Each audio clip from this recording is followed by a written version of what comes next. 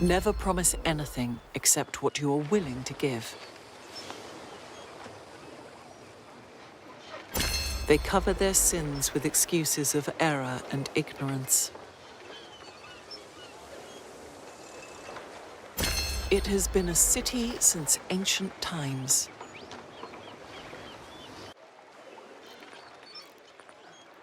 Common law.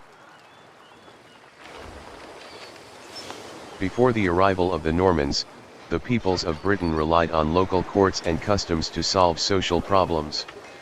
These practices were not written down but became widely accepted within communities over centuries of use.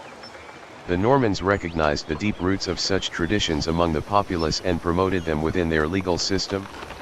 Judges responsible for hearing local cases decided their rulings based on local customs. These decisions were treated as binding, creating precedent for future rulings. In drawing solutions from regional practices and codifying them on a kingdom level, the Normans created a common law that was instituted across all English courts. In modern times, the system was spread by the British Empire to its many colonies, and it remains a leading form of law around the globe.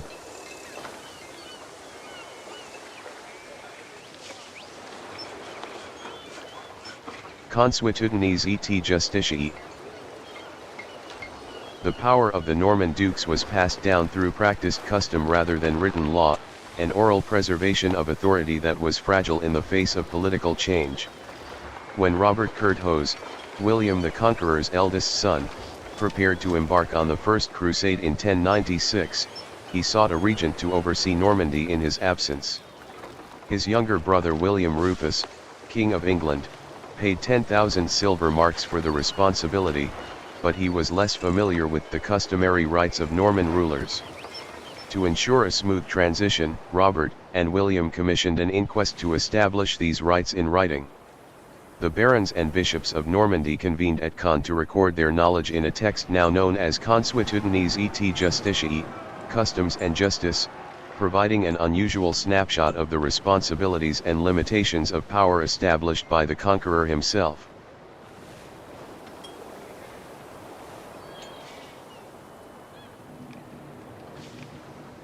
Doomsday Book. In the wake of the Norman conquest in 1066, a new regime gained authority over England, and the connection between the crown and the land it controlled was shaken. By 1085, William the Conqueror sought to reforge these ties through a comprehensive survey of his realm to determine who owned what.